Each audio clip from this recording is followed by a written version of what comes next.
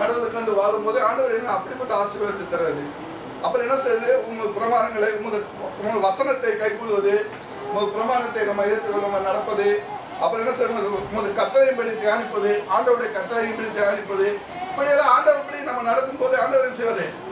அப்படிப்பட்ட ஆசீர்வாதத்தை தராது. அப்படிப்பட்ட ஆசீர்வாதம் கிடைக்கணும் என்ன செய்யணும்? ஆண்டவருக்கு நம்ம ஜீவிக்கணும், ஆண்டவருக்கு நம்ம செய்யணும், வாழணும். பிறகு இப்படி சொல்றான் அப்படி சொல்றான்னு சொல்லி என்னக்கூடாது, நினைக்கக்கூடாது. என்னைய கூட நான் சொல்லுவாங்க ரொம்ப பேர், ஆமா இவன் என்ன செய்ய போறான் அப்படின்னு சொல்லுவாங்க. நானும் பயங்கர கோபக்காரன். நான் இந்த இடத்துல பேசுறேன்னா கடவுளுடைய இதுதான் எல்லாமே சொல்லுவாங்க. இவன் எப்படிதான் இது பண்ண போறான்னு தெரியல. செவன்த்ல எங்க அண்ணன் ஊத்துவாரு, இவன் எப்படிதான் ஹாஸ்டல் நடத்த போறான்னு தெரியல, இவன் பயங்கர கோவப்படுவானே, இவன் எப்படி நடத்த போறான்னு தெரியல, இவன் எப்படி இருப்பான்னு தெரியலையே அப்படின்னாரு. அந்த கோபம்ல என்னாச்சு? இந்த பைபிள் எடுத்தோன்னு என்னாச்சு? எல்லாமே போச்சு.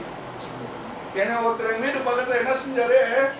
பைப்பு தண்ணி இப்படி ஊத்துது, அது கீழே தான் ஊத்தும், அது எங்க ஊத்த கீழே தானே ஊத்தும், ஊத்துதுன்னு சொல்லிட்டு மேல அடிக்க வரான். 15 படி மேல நிற்கிறான், அடிக்க வராரு.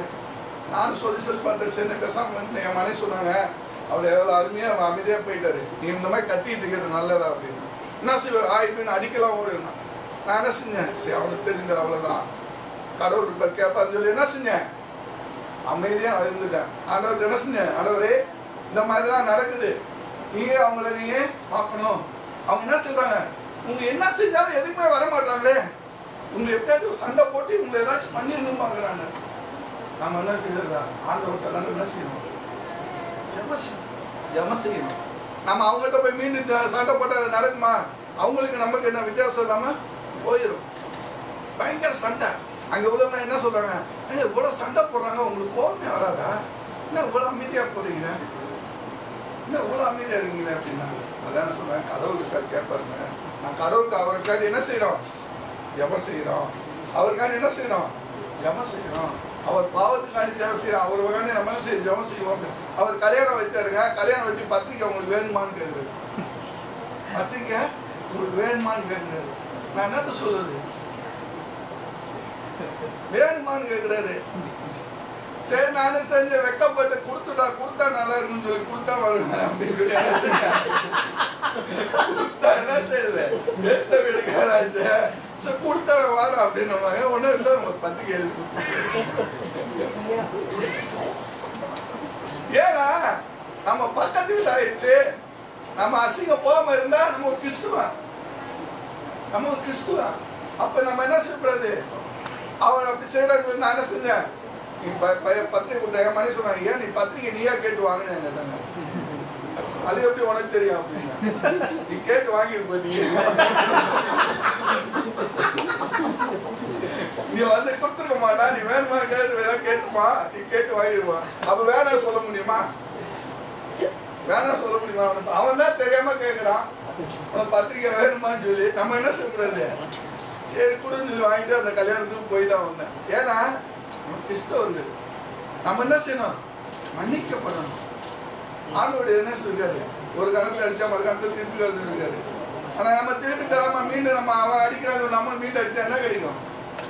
அது ஏதாச்சும் கிடைக்குமா? ஒண்ணுமே கிடைக்காது. அந்த இடத்துல என்ன செய்வாங்க? சாக்கடை தண்ணியை தூக்கி ஊற்றுவாங்க. அந்த இடத்துல இல்லாதெல்லாம் பண்ணுவாங்க. நானும் சொல்லி பார்த்தேன். அவன் அந்த அம்மா லேப் டெக்னீஷியன், அம்மா நீ ஒரு லேப் டெக்னீஷியன் தானே, நீ படிச்சிருக்கலம்மா, அப்போ நான் சிகரெட்டு குடிக்கிறேன், இந்த சிகரெட்டு ஊதுனால யாருக்கு ரொம்ப கெடுதல் அப்படின்னு, பக்கத்தில் ஒன்று தான் கெடுதல். இப்போ நீ ஒரு டெக்னீஷியன் தானே படிச்சிருக்க, இந்த சாக்கடை யாருக்கும் நான் கெடுதல் அப்படின்னு, எனக்கும் கெடுதல் உங்களுக்கும் கெடுதல். அந்த அம்மா என்ன சொல்ல முடியும்? அதனால எவ்வளோ கெடுதல் வருது, எவ்வளோ தீமை வருது, எவ்வளோ இது வருது. அந்த மாதிரி டெக்னீஷியன் தான் டெக்னீஷியன். அந்த அம்மாவுக்கு எல்லாமே தெரியும், இல்லை டெஸ்டிங்கை பற்றி தெரியும். அப்படியே தான் இருக்கும்போது என்ன செய்யுது? கடவுள் இது நம்ம என்ன செய்யணும்? ஆண்டவருக்கு தான் என்ன செய்யணும்? ஜெபிக்கணும். அடுத்தது சொன்னாரு, அவர் உன்னை வேறொடைய கண்ணுக்கு பாதாளம் கொள்ளை நோக்கி தப்பியிருப்பார். அவர் சிறையினாலே உன்னை முழுவ சேட்டைங்களே அடைக்கலம் போவாய், அவரை பரிசை கேளணும். ஒரு பறவை இருக்குன்னா அந்த பறவைக்கு இருக்கிற ஒரு இது நம்ம மனிதனுக்கு இருக்கா? பறவைக்கு இருக்கிற ஒற்றுமை நம்மளுக்கு இருக்கா? அந்த பறவை எவ்வளோ அருமையா பறந்து, என் மச்சான் கூட பறவை வந்து பார்ப்பேன், பறவை எப்படி அருமையா பறக்குது பாரு. நம்ம எடுத்த மாதிரி என்ன பறவை எவ்வளோ அருமையா பறக்குது பாரு. அதுக்கு இருக்க ஒற்றுமை கூட நம்மளுக்கு கிடையாது. எவ்வளோ அருமையா பறக்குது பாரு. அது அருமையா இறை தேடி போகுது, இறைய சாப்பிடுது பாரு, அந்த பழத்தை சாப்பிடுது பாரு. அவ்வளவுதான் ரசிப்பாரு. அந்த பறவைகளுக்கு எவ்வளோ ஒற்றுமை இருக்கு. அதே மாதிரி அந்த குஞ்சுகளை எவ்வளோ அருமையா பாதுகாத்து பாருங்க. அழகா அது சரியில்லை என்ன செய்யுது, அழகா பாதுகாத்துக்குது. அவன் யாராச்சும் ஒரு அந்த குஞ்சை போய் எடுக்க போனா அந்த பறவைக்கு வர கோவத்தை பார்த்தீங்கன்னா, யாராவது பறவை எடுத்து குஞ்சு எடுத்து காக்கா எடுத்து கொத்தி பார்த்துருக்கீங்களா? நான் கொத்து வாங்கியிருக்கேன்.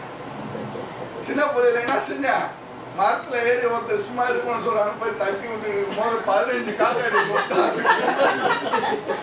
வேலை தெரியாது, 15 காக்காடி கொத்த ஆரம்பிச்சு. ஒண்ணுமே புரியல. எதாச்சும் நம்மள சரி சொன்னாங்க, ஒண்ணுமே தெரியாது. அப்ப என்ன செஞ்சா, அந்த காக்காவுக்கு எவ்வளவு ஒற்றுமை இருக்கு பார்த்தீங்களா? அந்த குஞ்சை வந்து நம்ம தொடரான்னு சொல்லிட்டு அந்த பறவைக்கு இருக்கிற ஒற்றுமை நம்ம மனிதருக்கு இருக்கா? கிடையாது.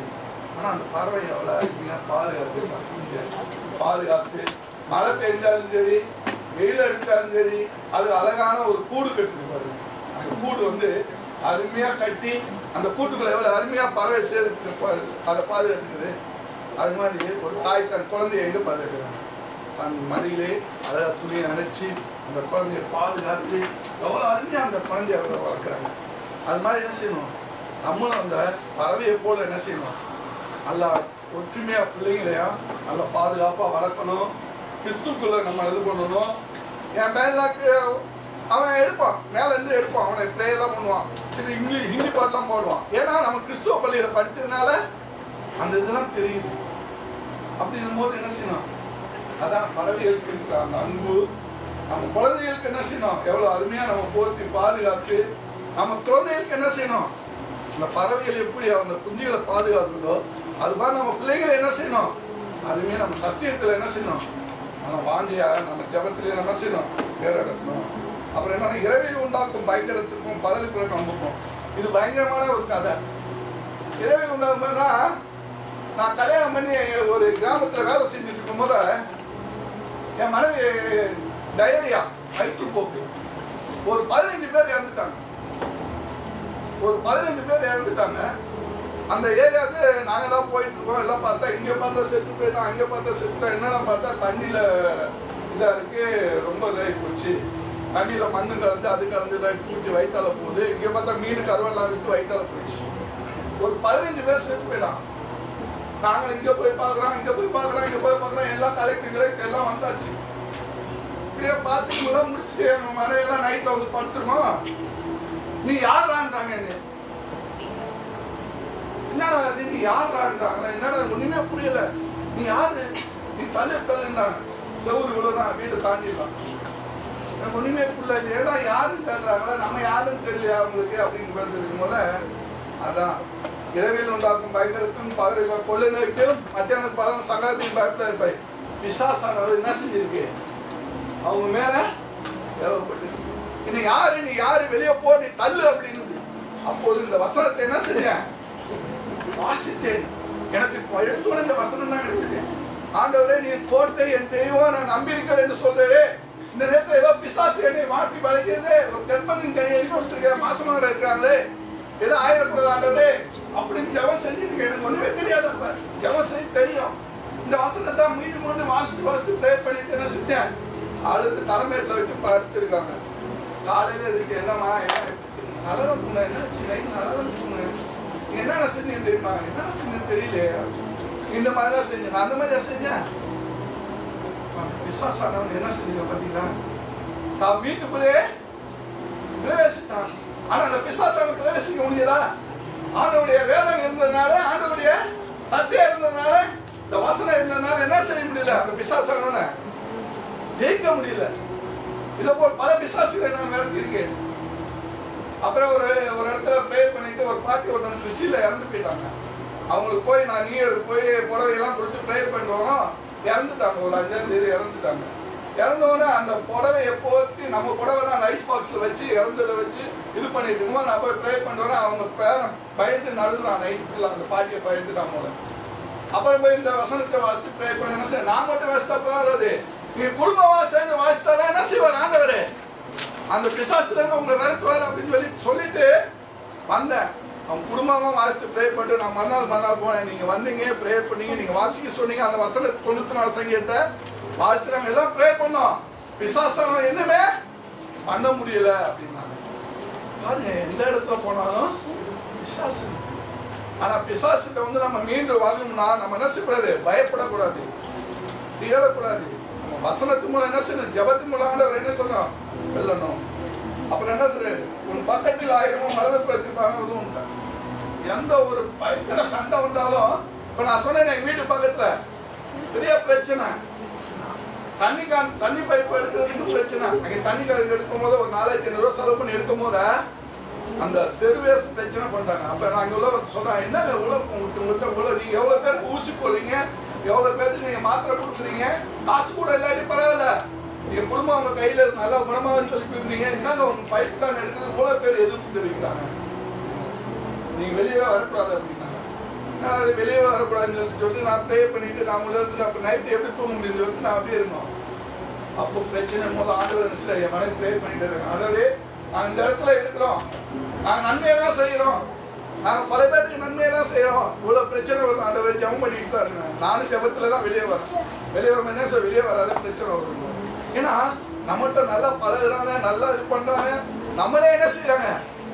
பிரச்சனை உருவாக்குறாங்க. அப்படின்னும் போது நம்ம என்ன செய்யணும்? ஆண்டவர்கிட்ட தான் ஜெபிக்கணும், ஆண்டவர்கிட்ட தான் ஜெபிக்கணும். ஆண்டவர்கிட்ட ஜெயிக்கிறதா நம்ம ஜெபம் வெல்லும். நம்ம ஆண்டவர்கிட்ட ஜெயிக்காம நம்ம பிரச்சனை நீரா நானான்னு பார்த்தோம்னா பிரச்சனை வெல்லுமா? வெல்லுமா? பிரச்சனையே வெல்லாது. அதுதான் பொல்லாப்பு நேராக வாதிக்க கூடாது. பொல்லாப்பு வாங்க என்ன செய்யக்கூடாது? ஆண்டவருக்கு நம்ம வந்து நம்ம பொல்லாப்பு இருக்கணும்னா உன் காலை தலை உன்னை காக்கிறவர் உறங்காது அப்படின்னு சொல்றாரு. அப்ப என்ன செய்யணும்? நம்ம வந்து எதுவும் பொல்லாப்பு வரக்கூடாது, சண்டை வரக்கூடாதுன்னு என்ன செய்யணும்?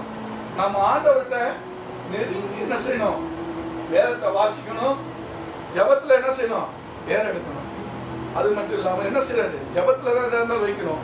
நம்ம எதாவது நாங்க என் பையன் கூட சொல்லுவான், எப்பா நான் ஸ்கூலுக்கு போறேன், எனக்கு ப்ரே பண்ணி கொடுப்பானா?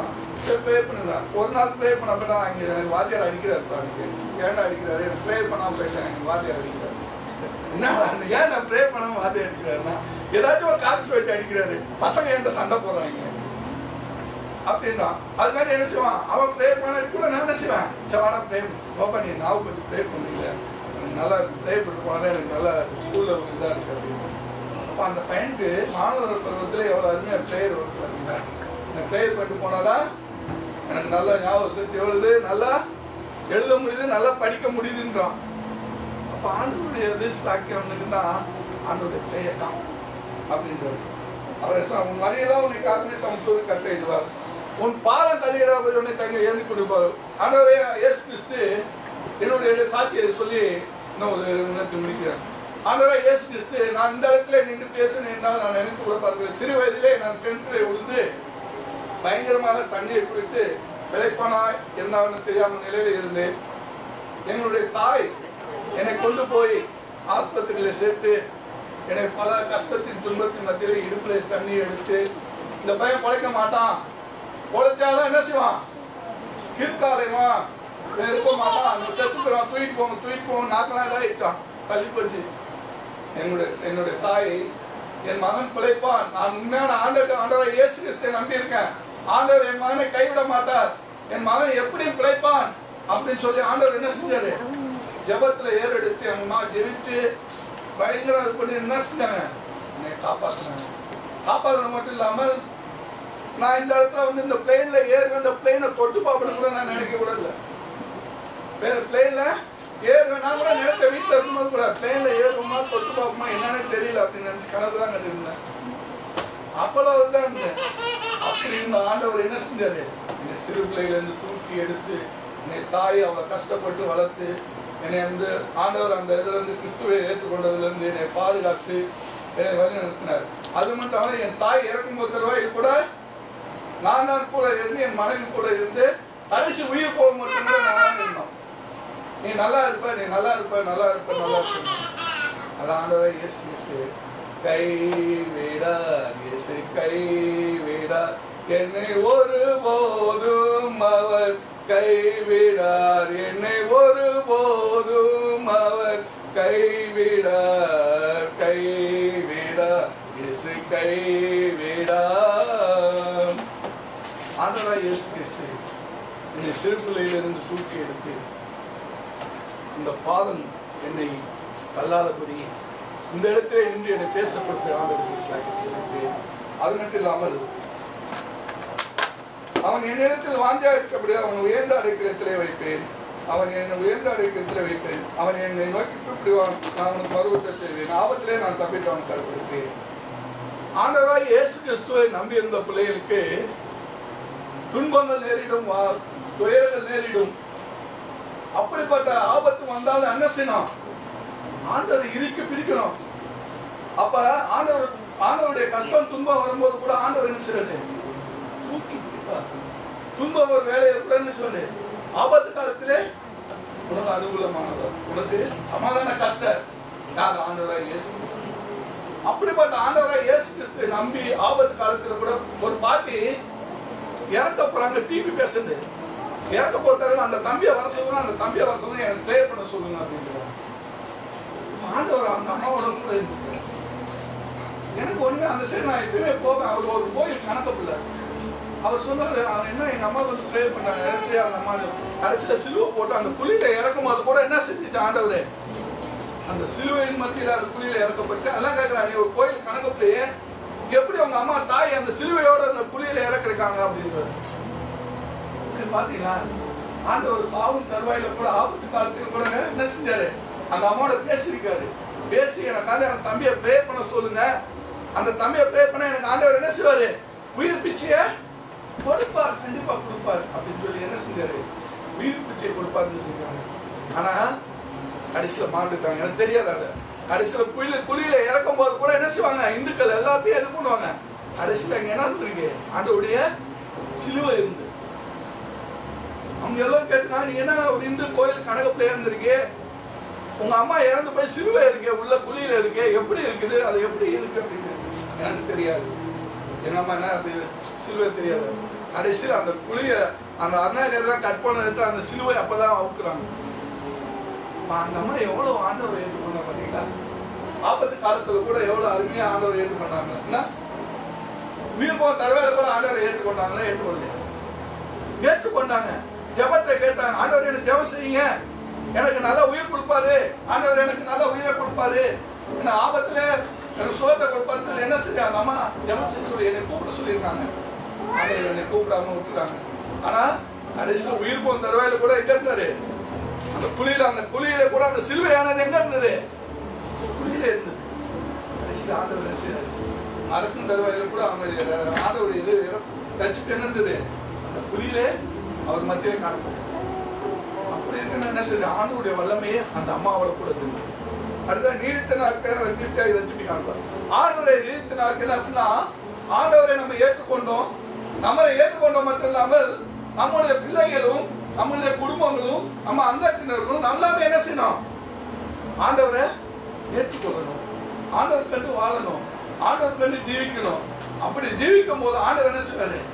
அப்படிப்பட்ட கிருபை தேவன் உங்களை இருக்குன்னு தருவாராக. அப்ப கடைசியாக ஒரு பாடலை பாடி இருக்கிறாங்க.